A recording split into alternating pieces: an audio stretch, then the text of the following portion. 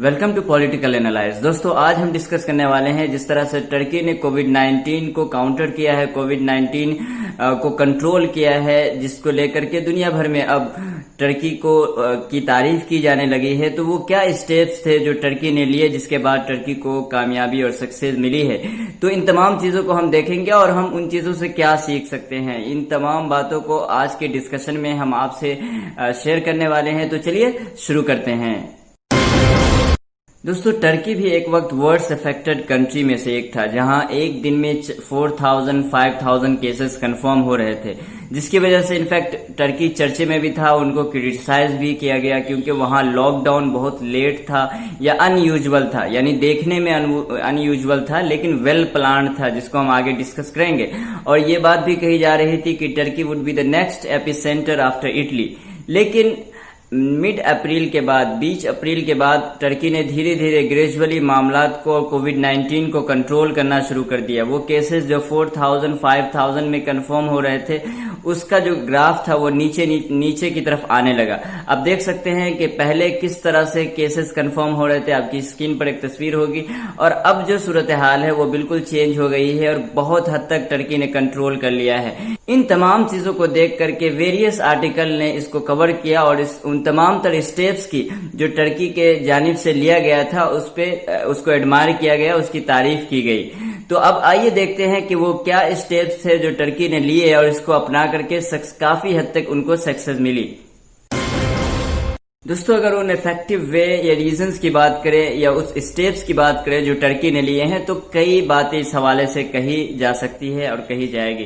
पहली बात कि उन्होंने टेस्टिंग, ट्रेसिंग और आइसोलेशन पे बहुत शुरू से और बहुत अच्छा काम किया। अगर टेस्टिंग की बात करें तो ये स्क्रीन पे आपके सामने एक तस्वीर होगी, आप देख सकते हैं उसको, कि पर मिलियन उनका जो रेट है, टेस्टिंग रेट है, वो बहुत काफी अच्छा है। ये हमारी कंट्री इंडिया है और ये टर्की है नीचे। तो आप देख सकते हैं कि बहुत हद तक आपको डिफरेंस नजर आएगा। इवन टर्की फ्रांस से भी आगे है, तो जब जो कि यानी फ्रांस एक बहुत ज्यादा डेवलप्ड कंट्री मानी जाती है। तो टेस्टिंग ओवरऑल बहुत अच्छी की इन्होंने और ज्यादा टेस्टिंग की, जो ऑफ कोर्स इनको लोगों को ट्रेस करने में और लोगों की कोविड-19 को पहचानने में काफी हद तक मददगार हुआ। जैसे कि WHO ने भी कहा था कि टेस्टिंग करना बहुत जरूरी है कोविड-19 को कंट्रोल करने के लिए। इसी तरह से ट्रेसिंग पर भी उन्होंने बहुत शुरू से काम किया। इनफैक्ट मार्च के महीने में ही और शुरू मार्च में ही इन्होंने कोविड-19 के केसेस को ढूंढ निकाला था, एक ऐसे वक्त में जब कोविड-19 के केस को ढूंढना भी एक चैलेंज था।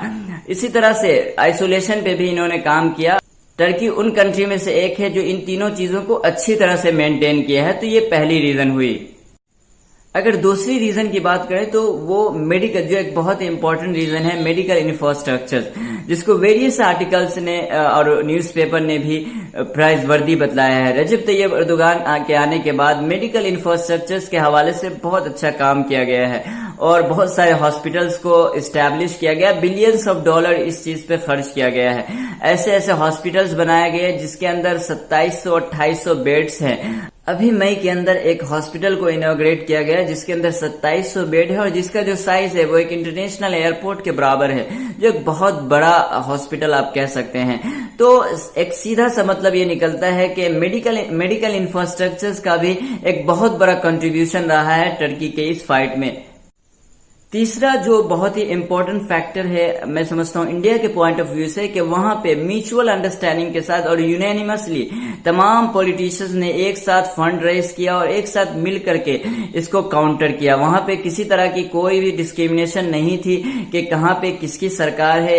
इवन अंकारा में जहाँ रजब तैयब अर्दोगान की सरकार नहीं है, किसी और का मेयर है, तो इन तमाम लोगों ने फंड को रेज किया और उसके बाद मास कंट्रीब्यूशन या जिस फील्ड में भी काम की जरूरत थी, तमाम लोगों ने मिलकर के काम किया, जिसका ऑफ कोर्स फायदा अब टर्की को देखने को मिल रहा है। देखिए, एक बात और समझ ले कि लॉकडाउन की वजह से या कोविड-19 की वजह से टर्की की इकोनॉमी को बहुत ज्यादा फर्क नहीं पड़ा है, क्योंकि वहां जो लॉकडाउन हुआ था, जो देखने में एक यूनिक या अनयूजुअल और रियलिटी के अंदर एक वेल प्लान्ड लॉकडाउन था, जिसके अंदर बच्चे या फिर जो एल्डरली सिटीजन है, जो 65 या 60 प्लस लोग हैं, वो लोग घर पे ही रहेंगे और जो यंग पॉपुलेशन है, जो यंग लोग हैं वो जा सकते हैं बाहर काम करने के लिए। इसी तरह से ब्लैंकेट कर्फ्यू, यानी जिस तरह से हमें इंडिया में देखने को मिला कि एसेंशियल एक्टिविटीज के अलावा कुछ भी अलाउड नहीं होगा, वो उस तरह का वहां नहीं देखने को मिला। सिर्फ जो पॉपुलेटेड एरिया है या जो टूरिस्ट प्लेसेस हैं या इसी तरह से जो बीच हैं उन पे एक ब्लैंकेट कर्फ्यू होगा, लेकिन वो भी वीकेंड के अंदर, हमेशा नहीं। इसका मकसद ये था कि चूंकि लोग वहां पे जाएंगे वीकेंड में, आम दिनों में लोग घर पे होंगे या फिर लोग काम पे होंगे, जिस दिन छुट्टी होगी उस दिन ब्लैंकेट कर्फ्यू लगा दिया गया कि लोग वहां नहीं जाए।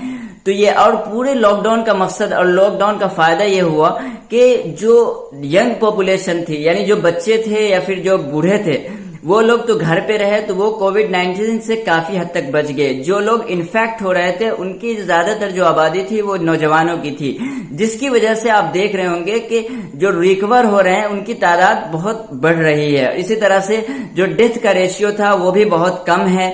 आप देख सकते हैं कि ब्रिटेन से अगर आप कंपेयर करेंगे तो 10 गुना कम है डेथ का रेशियो। तो इन तमाम वेल प्लान्ड लॉकडाउन का और जो भी स्टेप्स उनके जरिए से अपनाया गया, इन तमाम का फायदा आपको यहाँ देखने को मिल सकता है। अब आइए देखते हैं कि हम इन चीजों से क्या हम सीख सकते हैं। देखिए, जो बात टर्की के स्टेप्स में बयान की गई, पहली बात की ट्रेसिंग के हवाले से। देखिए, ट्रेसिंग का ये वो वक्त था जब हम ट्रम्प को होस्ट कर रहे थे। शायद इस वक्त हमें ट्रेसिंग पे ज्यादा काम करना चाहिए था, लेकिन हम किसी को होस्ट करने में लगे थे। उसके बाद इसी पे काम करने के लिए हमने आरोग्य सेतु एप्लीकेशन को भी इंट्रोड्यूस किया, लेकिन उसकी सिक्योरिटी को लेकर के भी बहुत सारी स्पेकुलेशन उठने लगी, जो एक अनफॉर्चुनेट मामला था। दूसरी चीज, जो टेस्टिंग का मामला है, ये ऑफ कोर्स एक सीरियस प्रॉब्लम है और हमको इस पे काम करने की जरूरत है। अभी भी आप देख सकते हैं जो हमारा टेस्टिंग रेट पर मिलियन है वो बहुत कम है, पूरी लिस्ट में आपको बहुत कम नजर आएगा।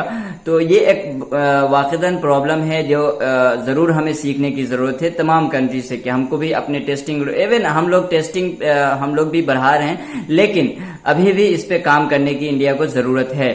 जो सबसे ज्यादा इम्पोर्टेंट फैक्टर इंडिया के पर्सपेक्टिव से देखेंगे वो ये है कि तमाम तर पॉलिटिशियंस ने मिलकर के इसको काउंटर किया। ये चीजें हमको इस पे बहुत ज्यादा काम करने की जरूरत है, क्योंकि जिस तरह से आपने देखा कि मीडिया के अंदर स्पेशली बीजेपी रूलिंग स्टेट और कांग्रेस लीडिंग स्टेट का डिस्क्रिमिनेशन आपको देखने को मिला होगा कि कहाँ कौन सी पार्टी रूल करती है और उसके बाद उस मसले को उठाया जाता है। तो ये एक बहुत बड़ा सीरियस प्रॉब्लम था जिसपे हमें बहुत पहले से काम करना चाहिए। शायद कहीं अब इस पे काम हो, जिस तरह से होम मिनिस्टर कल दिल्ली के अंदर तमाम पार्टी को बिठाया है इस मैटर पे बात करने के लिए। तो ये चीजें बहुत पहले की जानी चाहिए और तमाम को एक साथ मिल करके इसको काउंटर किया जाना चाहिए।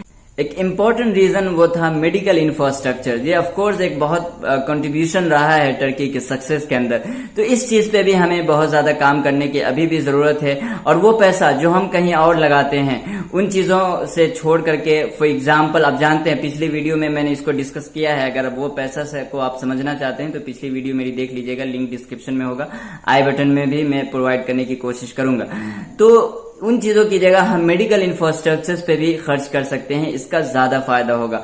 तो ये वो चीजें थी जो हम उनसे सीख सकते हैं, या कोई भी कंट्री जो वर्स अफेक्टेड है उनसे सीख सकती है। तो आज के लिए बस इतना ही। Thanks for watching. अपना ख्याल रखिएगा। God bless you all.